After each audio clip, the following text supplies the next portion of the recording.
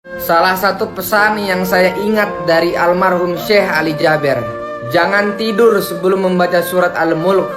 30 ayat yang membuat orang diberikan syafaat selamat dari siksa kubur. Beliau ceritakan suatu saat beliau ambil air wudhu di malam hari, lalu sholat witir, lalu beliau tidur. Setelah itu beliau lihat dalam mimpi diri beliau sendiri di dalam kubur.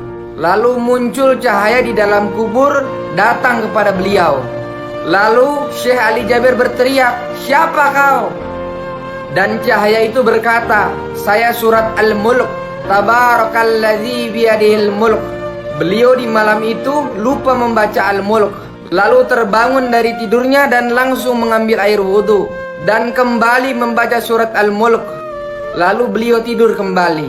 Beliau katakan, "Tolong sampaikan pesan ini, jangan tidur sebelum membaca surat Al-Mulk, karena kita tidak tahu kapan saatnya menghadapi kematian."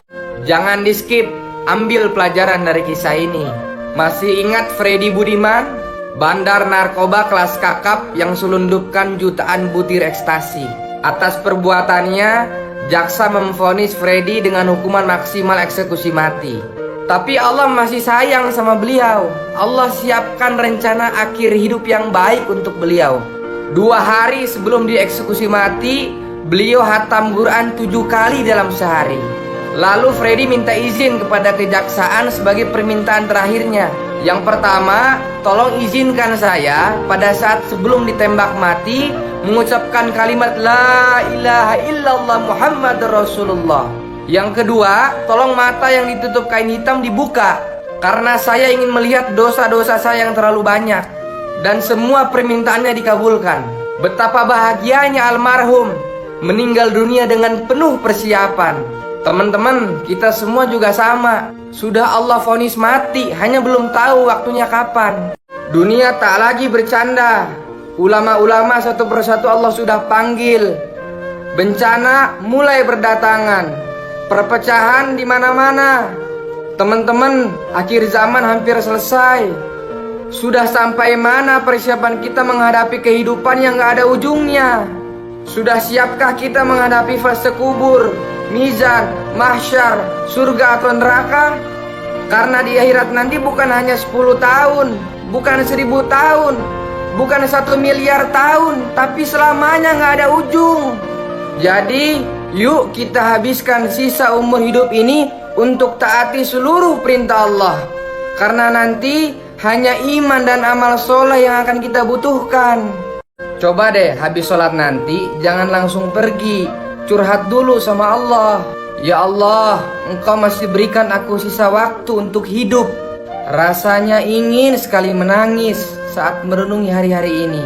Ternyata aku lebih mementingkan dunia. Sholat hanya di sisa waktu kerja, sedekah pun ala kadarnya. Untuk tilawah pun jika ada sisa waktu kalau nggak capek. Jangankan hafal Quran, zikir saja aku sering lupa ya Allah.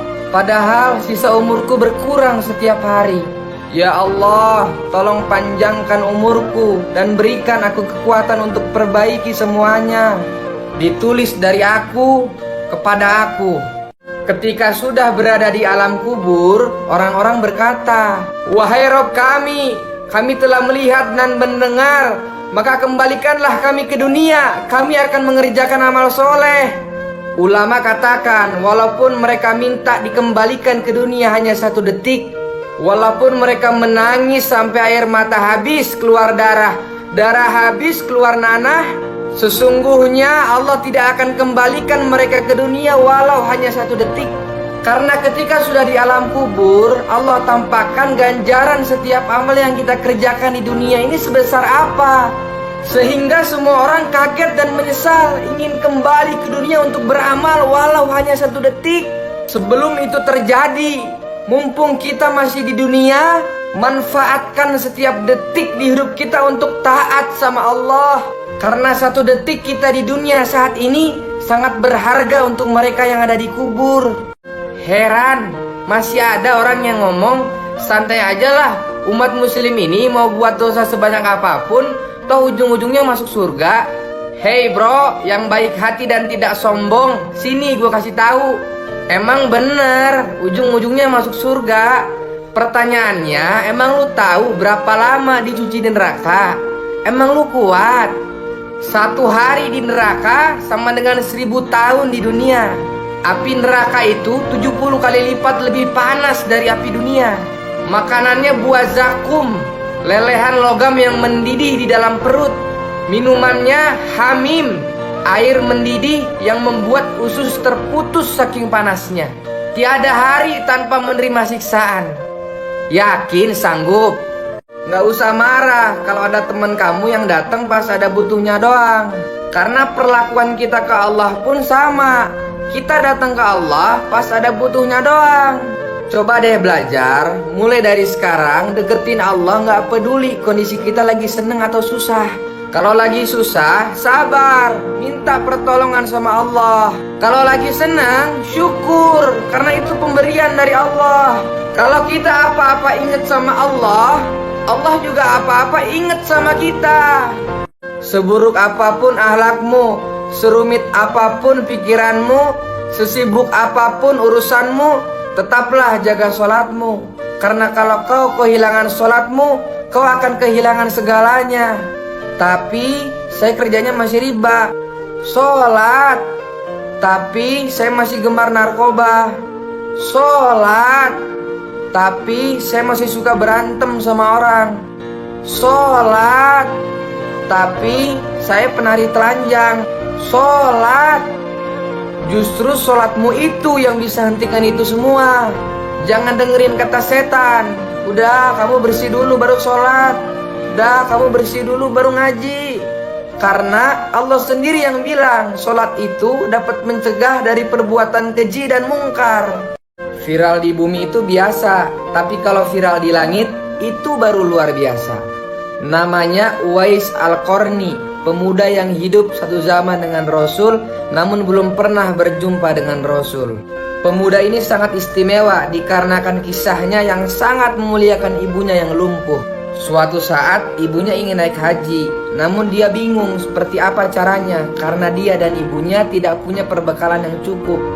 Akhirnya atas dasar kecintaan Uwais pada ibunya, dia rela menggendong ibunya dengan berjalan kaki sejauh 1000 km dari Yaman ke Mekah untuk berhaji. Setelah keliling Ka'bah sambil menggendong ibunya, Uwais berdoa, "Ya Allah, tolong ampuni semua dosa ibuku." Ibunya heran mendengar doa anaknya dan berkata, "Bagaimana dengan dosamu, nak?" Uwais menjawab, "Dengan terampuninya dosa ibu, maka ibu akan masuk surga. Cukuplah ridho dari ibu yang akan membawaku ke surga."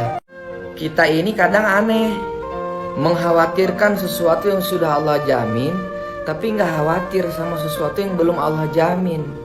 Rizki ini sudah Allah jamin, tapi kenapa kita masih takut nggak kebagian rezeki? Sementara akhirat belum Allah jamin, tapi kenapa kita seolah nggak takut sama kehidupan setelah mati? Teman-teman, dunia ini urusannya Allah. Kita cukup ikhtiar semampu yang kita bisa. Karena nggak lama lagi kita bakal pulang ke kampung akhirat selama-lamanya. Kita nggak tahu kapan malaikat Israel datang cabut nyawa kita.